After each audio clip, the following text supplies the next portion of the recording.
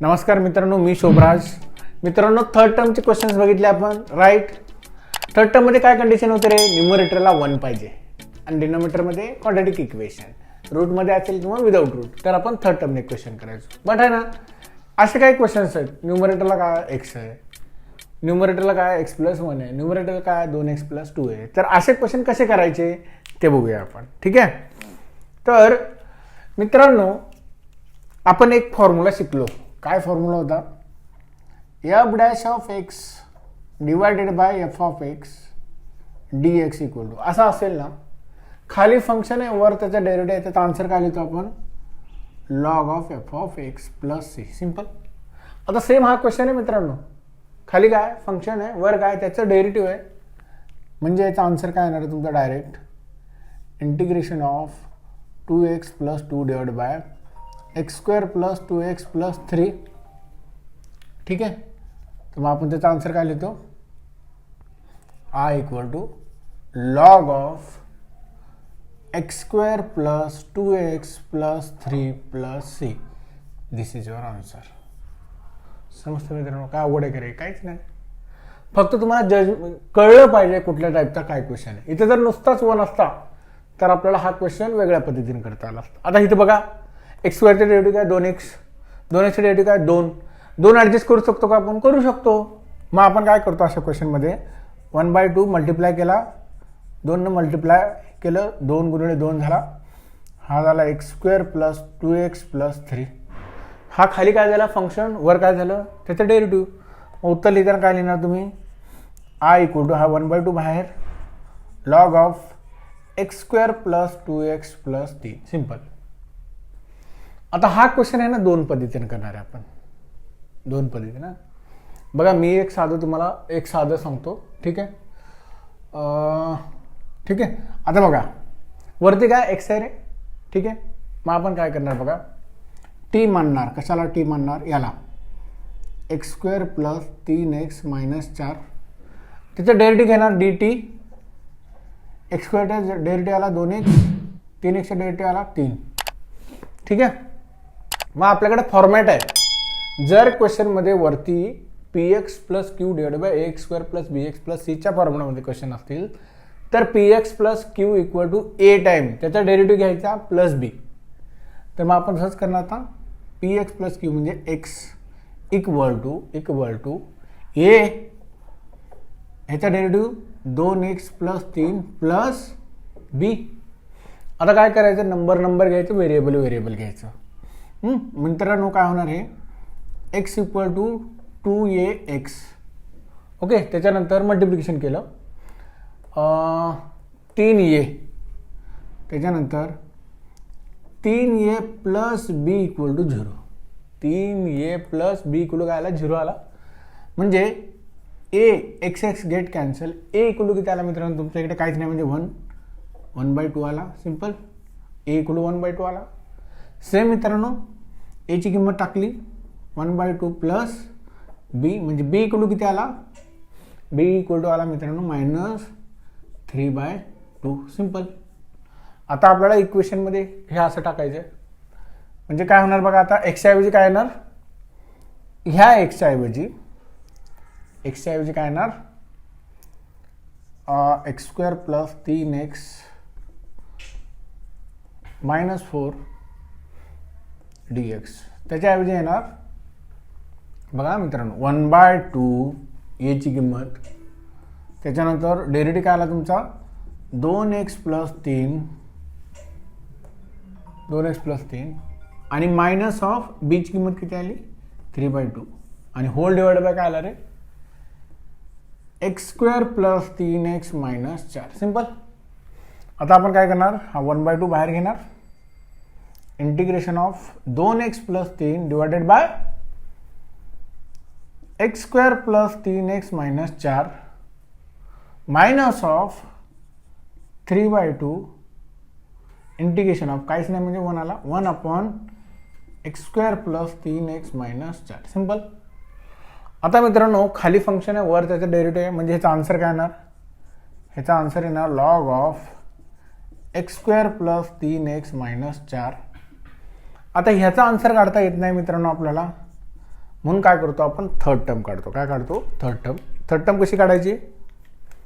तर third term कोणाची काढायची? याची. काय येणार ती? 1/2 इंटू कोएफिशियंट ऑफ एक्स इथे आहे 3 चा स्क्वेअर, दॅट इज 3/2 चा स्क्वेअर म्हणजे किती आला? 9/4 आला. त्याला आता तुम्हाला काय करायचं आहे? ॲड आणि सबस्ट्रॅक्ट करायचं आहे. म्हणजे बघा आता काय करणार तुम्ही? Integration of dx divide by x square plus 3x plus 9/4 minus 4 plus 9/4. Simple. Minus घ्यायचा, मायनस घ्यायचा. म्हणजे मित्रांनो हा आला 1/2 log of X square plus 3x minus 4 minus 3/2 integration of dx divide bye, आता हा काय होणार रे? x plus 9/4. 9 कशाचा स्क्वेअर आहे? 3चा. 4 कशाचा? 2चा. 3/2 स्क्वेअर. हा 14 मायनस 9 काय झाला? -25. -25 डिवायडेड बाय 4 आला. सिम्पल. म्हणजे हा काय झाला आता मित्रांनो? इकडे वर घेऊया आपण. म्हणजे I equal to log of 1/2 आहे. 1/2 log of X square plus 3x minus 4 X square plus 3x minus 4 minus of 3/2 बाहेर integration of dx divided by X plus 3/2 चा स्क्वेअर मायनस 5/2 चा स्क्वेअर. सिम्पल. इंटिग्रेशन काढायचं आहे. आपल्याकडे formula आहे मित्रांनो याचा, एक्स स्क्वेअर मायनस ए स्क्वेअरचा. काय फॉर्म्युला रे? इथं लिहा. Integration of dx divide by x square minus A square equal to 1/2 A log of वर एक्स मायनस ए खाली एक्स प्लस ए. सिम्पल. तोच करणार मित्रांनो आता आपण. बघा आन्सर काय होतं आपलं? I equal to 1/2 log of X square plus 3x minus 4 minus 3/2 1/2 ची किंमत किती आहे? 5/2 लॉग ऑफ एक्स किती आहे रे आता? एक्स प्लस 3/2 आहे आणि ए किती आहे आता तुमचा? ए आहे तुमचा 5/2. सिम्पल. पण मायनस खाली परत तसंच X plus 3/2 plus 5/2. Simple. Plus C. आता मित्रांनो काय काय होते? हा 2 इथला 2 कॅन्सल. फायनल आन्सर काय येणार? I equal to 1/2 log of X square plus 3x minus 4 minus 2 into 5 that is 10. 3/10 log of 3/2 मधून -5/2 गेले. किती राहिले? -2/2 झाला म्हणजे -1 राहिला. म्हणजे हा झाला x -1. आता हा काय होणार? 8/2 म्हणजे किती झाला? 4 झाला म्हणजे x प्लस 4 प्लस सी. हे झालं तुमचं फायनल आन्सर. समजतंय मित्रांनो? एकदम साध्या सोप्या पद्धतीत मी तुम्हाला सांगितलं. आता तुम्ही म्हणाल मी सर तुम्ही एक दुसरी मेथड सांगणार होते त्याच्यात. तर बघा मी ती दुसरी मेथड पण सांगतो तुम्हाला. काय करायचं माहिती आहे का मित्रांनो? हे इथंपर्यंत एक्स आय डिवायडेड बाय ह्या बाजूला करतो मी. इकडे बघा फक्त हाच क्वेश्चन. ठीक आहे. इंटिग्रेशन ऑफ एक्स स्क्वेअरचा काय पाहिजे आपल्याला? डेरिव्हेटिव्ह 2x आहे. 2x नाही आहे म्हणून इथं काय केला? 1/2 ने मल्टिप्लाय, इथं 2 ने डिवाइड. ठीक आहे. 2x x square plus 3x minus 4 आला. सिम्पल. आता अजून काय पाहिजे? 3x पाहिजे. 3xचा डेरिव्हेटिव्ह 3 आहे. प्लस 3 मायनस 3 पाहिजे. तो आहे का इथं? नाही आहे. मग आपल्याला काय करायचं आहे? तो घ्यायचा आहे. आता हे 1/2 कॉमन सगळ्याला आहे. 2x आता आपण ॲड काय करतो? प्लस 3 मायनस 3 म्हणजे आता हा काय झाला? आता हा x square plus 3x minus 4. Simple. म्हणजे आलं आता ह्या फॉर्मॅटमध्ये आलं बघा. 1/2 ने मल्टिप्लाय करायचं. हा 1/2 integration of 2x plus 3 divided by x square plus 3x minus 4 आणि मायनस ऑफ 3 आहे, हा 1/2 न मल्टिप्लाय करणार आहे आपण, म्हणजे हा झाला 3/2 integration of dx divide by x square plus 3x minus 4, काहीच नाही म्हणजे 1. म्हणजे तुम्ही हे बघा, हे जे आहे हे एवढं सगळं रामन करायची गरज नाही, हे असं पण येऊ शकतं तुमचं डायरेक्टली बाय साधे कॅल्क्युलेशन करून. सिम्पल.